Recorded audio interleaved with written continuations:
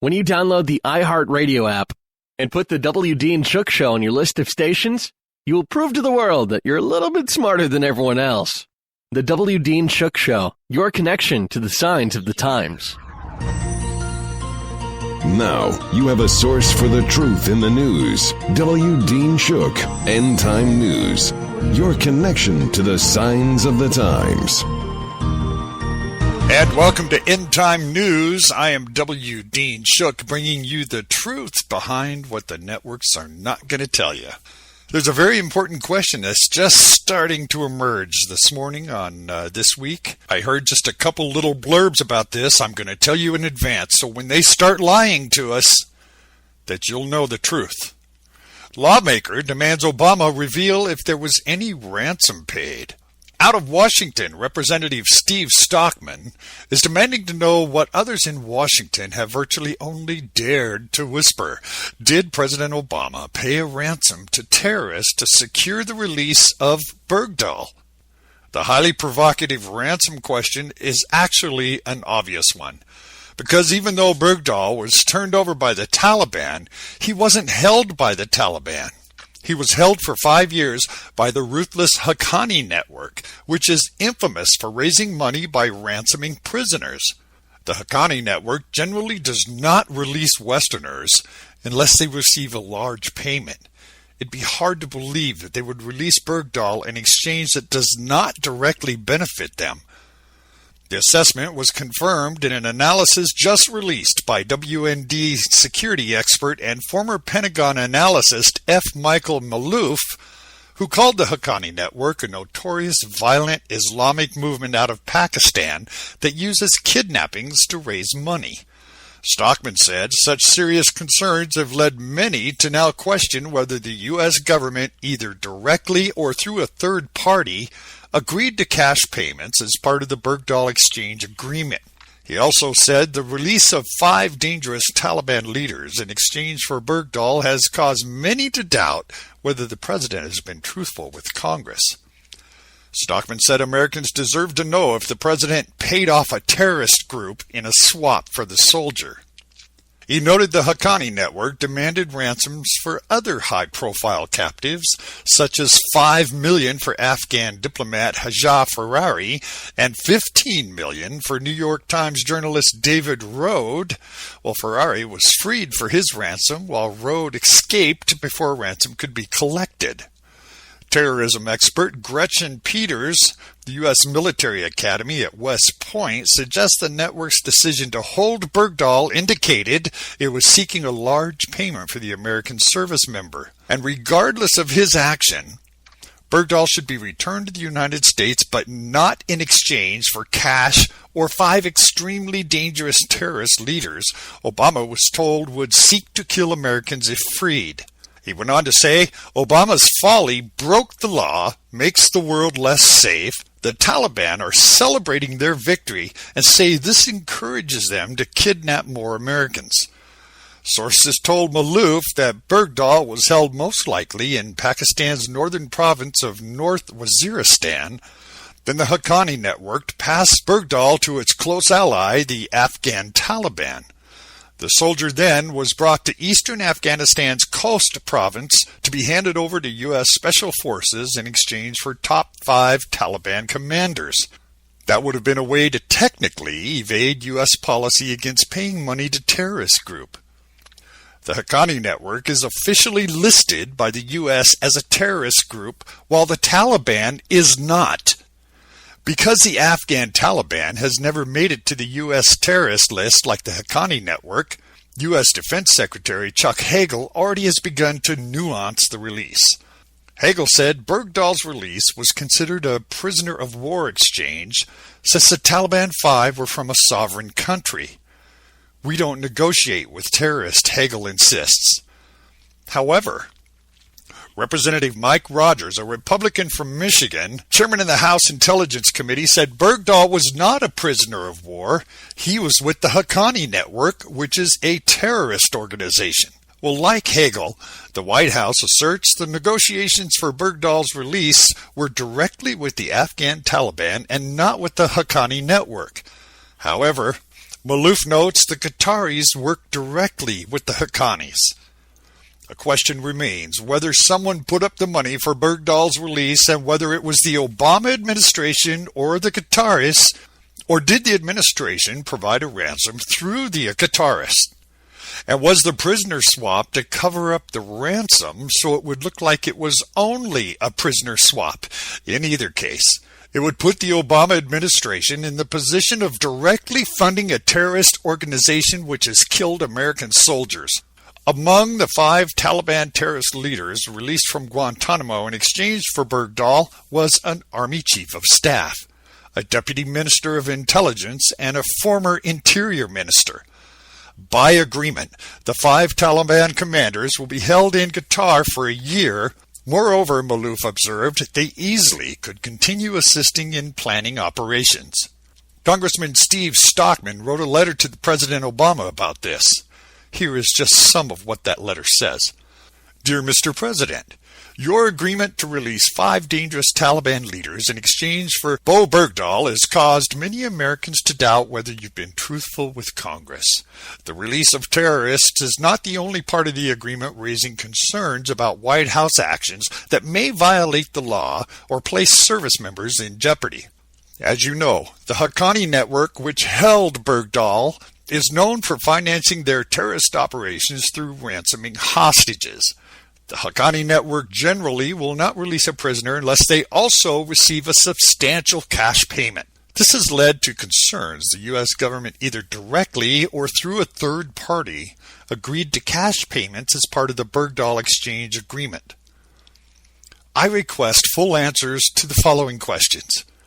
Did Bergdahl's captors or anyone associated with his captivity request remuneration in exchange for Bergdahl? 2. Did you or anyone authorized by or associated with your administration authorize any form of compensation, directly or third party, in exchange for Bergdahl? If you or anyone authorized by or associated with your administration authorized any form of compensation, direct or third party, in exchange for Bergdahl, would you deny it? Would you agree that cash payments to the Haqqani network by any party assist the network in carrying out violent and terrorist acts? And the letter goes on. Well, there's also another report. Payment could have gone directly to designated terrorist organization, in this report by F. Michael Malouf. In Lebanon, while the Afghan Taliban, which negotiated with the U.S. for the release of U.S. Army Bergdahl, is not on the U.S. terrorist list, it's a member of the Haqqani network, which has been designated by the State Department as a terrorist entity. The Haqqani network is a notorious violent Islamic movement out of Pakistan that for years has slipped into Afghan and attacked U.S. troops. Kidnappings have been a means of raising money for its activities, which has raised concerns that the U.S. may have paid a ransom to a designated terrorist entity, contrary to U.S. policy. Informed sources say that the Haqqani network passed Bergdahl to its close ally, the Afghan Taliban. The soldier then was brought to eastern Afghanistan's Khost province to be handed over to special forces in exchange for the top 5 Taliban commanders incarcerated at Guantanamo Bay. A senior member of the Afghan Taliban told NBC News the exchange was a historic moment for us. He went on to say, today, our enemy, for the first time, officially recognized our status. He said, I can't explain how our people are happy and excited over this unbelievable achievement. Today, we have reached our destination. Now, let me repeat this quote. A senior member of the Afghan Taliban told NBC News the exchange was a historic moment for us. Today, our enemy, for the first time, officially recognized our status, he said. I can't explain how our people are happy and excited over this unbelievable achievement. Today, we have reached our destination. And this was done by an American president. They went on to say, we didn't negotiate with terrorists. Well, the Haqqani network, which raises operating funds through kidnappings and ransom payments, may have received a ransom of more than $5 million for Bergdahl's release, sources report. According to sources, Bergdahl was held most likely in the northern province of North Waziristan, like I just said, because the Afghan Taliban has never made it onto the U.S. terrorist list, and the Haqqani network has. Hagel said his release was considered this prisoner of war swap. However, according to the Institute for the Study of War, the Haqqani network is part of a larger Taliban umbrella organization led by Mullah Omar and the Shura Taliban. Nevertheless, the Haqqani network maintains its own independent command structure and operations. The White House asserts the negotiations for Bergdahl's release were directly with the Afghan Taliban and not with the Haqqani network. However, the Qataris worked directly with the Haqqanis. A question remains: who put up the money for Bergdahl's release? The Obama administration or the Qataris? Or did the administration provide the ransom through the Qataris? According to U.S. military sources, the Haqqani network is the most resilient enemy network. It's considered to be one of the major threats to U.S. and NATO forces in Afghanistan. It also is considered to be the most lethal. Said to number close to 15,000 fighters, the Haqqanis, a creation of the Central Intelligence Agency to oust the then Soviets during the early 1980s, has long-standing support of the locals, given their establishment of courts, law enforcement, medical care, and governance. In turn, this kind of support also gives the Haqqani network familiarity with the terrain and the knowledge of the mountain passes for access in and out of Afghanistan and Pakistan. Even the Pakistani government regards the Haqqanis as an important force in protecting its interest in Afghanistan, especially once the U.S. and its allies withdraw their military forces by the end of 2016.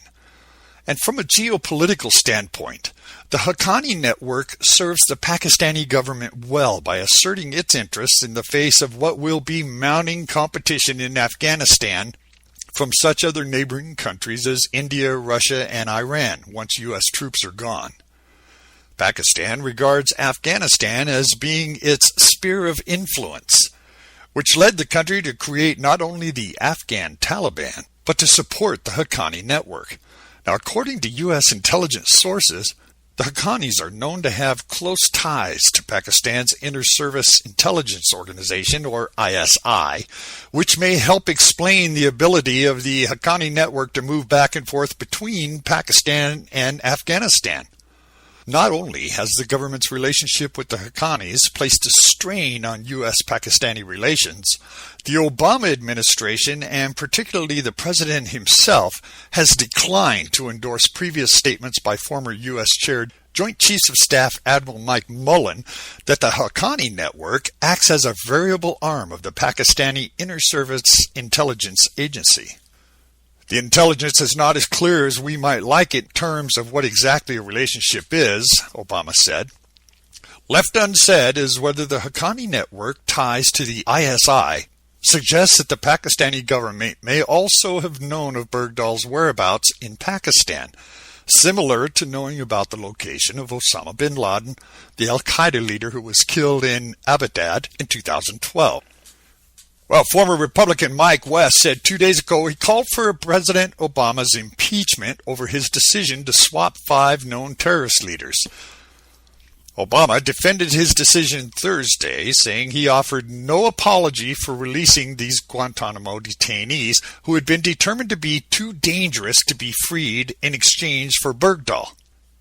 Former Republican Representative Alan West, in a promotion for his Political Action Committee, took aim at Obama's unapologetic stance. He said Obama and his aides have lost their minds. He said in an email from Alan West to the Guardian Fund, West's outrage reverberated through his comments. One of his aides was quoted as saying the administration believed it had won another bin Laden kill moment that would earn them praise. West said, praise? Even Senator John McCain, a prisoner of war in Vietnam, called the release of these terrorists the hardest and toughest of all and wanted war criminals. One is suspected of war crimes, including the murders of thousands, and another was directly associated with Osama bin Laden and was an Afghan drug lord. Consider this. This is Obama in his own words, and I quote, That's been true of all prisoners that were released from Guantanamo. There's a certain recidivism rate that takes place. Is there a possibility of some of them trying to return to activities that are detrimental to us? Absolutely. Unquote. West earlier was among critics saying the dealings with terrorists for Burgdahl was the last straw. Impeachment should be considered. He said, I call upon the leadership of the U.S. House of Representatives, Speaker John Boehner, Majority Leader Eric Cantor, Minority Leader Nancy Pelosi to draft articles of impeachment. West argued Obama signed into law in December the National Defense Authorization Act, which makes it a crime against the nation to offer or provide any material support to terrorist groups. The problem was explained by Fox News judicial analyst Andrew Napolitano, who supported West's position. We have a federal statute which makes it a felony to provide material assistance to any terrorist organization. It could be money, maps, professional services, any asset whatsoever, including human assets. Here's what he said. You're not exchanging this guy for a bag of cricket balls. You're exchanging him for 4 of the worst of the worst that everyone agrees. 5 of the worst of the worst that everybody agrees that are more than likely to go back to terror and are going to be part of the brain trust of the Taliban. That's why I say the president may very well have committed a federal crime by giving material assistance to a terrorist organization. He ought to have known that's what these guys will do. Andy McCarthy, a friend of this program, has got a new book out. He said yesterday... He says the president should be impeached for this. That's what he does say. He says it's crimes and misdemeanors. In my view, it's a very, very valid argument that people are going to start talking about. Look, the last time a president was impeached, it was a disaster, and it was arguably over nonsense. This is far, far more serious. But here's the thing, too. Where's the president's political benefit? I don't see any Democrat going, look at I'm so proud of my president for giving up, getting a deserter back in exchange for 5 hardened Brian, killers. That is the head scratcher as to why they did this. It doesn't make sense from their own point of view. Democrats will begin to flee from this president. The Democrats who already believe they're going to lose the Senate and lose even more seats in the House now are probably not even going to want him to come in their districts and campaign for him. It might be like you said earlier, though, that the president is doing this because of the reaction back in the 80s, in 81.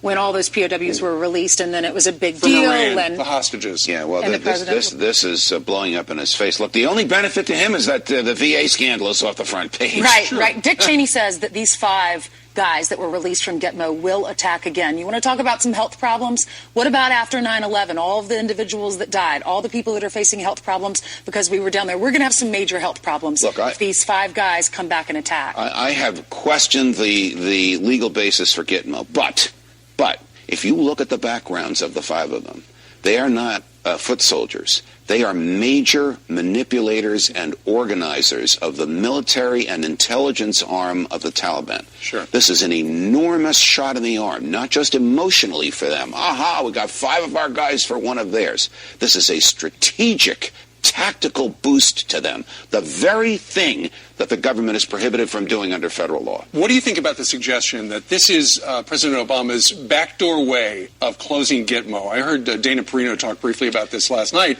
where, maybe 5 here, 5 there, whatever, we got over 100 there. This is one way he can do it. Well, this is where the McCarthy argument will come in, because the statute that he signed saying I will give them 30 days notice, and as he signed it, he said I don't like it and I might not enforce it, was passed overwhelmingly by Democrats as well as Republicans. Absolutely. He basically will be thumbing his nose to the Congress on a hot-button issue. Right. It's absolutely a mystery. Judge, thanks so much. Pleasure, guys. Just a day later, Andrew McCarthy, the former federal prosecutor who brought the evidence that convicted perpetrators of the first Islamic terrorist bombing in New York's World Trade Center, said Obama likely broke the federal law against supporting terror. The definitive case for removing Barack Obama from office is presented in Impeachable Offenses, a book written by Aaron Klein and Brenda Elliott. Transferring the 5 terrorists to Qatar in exchange for the release of Bergdahl violates the law against material support to terrorism, McCarthy told the Daily Mail of London. West wrote Tuesday that Obama used Article 2 signing statement to deem unconstitutional a measure he had signed into law contained in the National Defense Act. He said the 5 Guantanamo Bay detainees were senior Taliban officials, basically members of Mullah Omar's inner circle. This is aiding and abetting the enemy.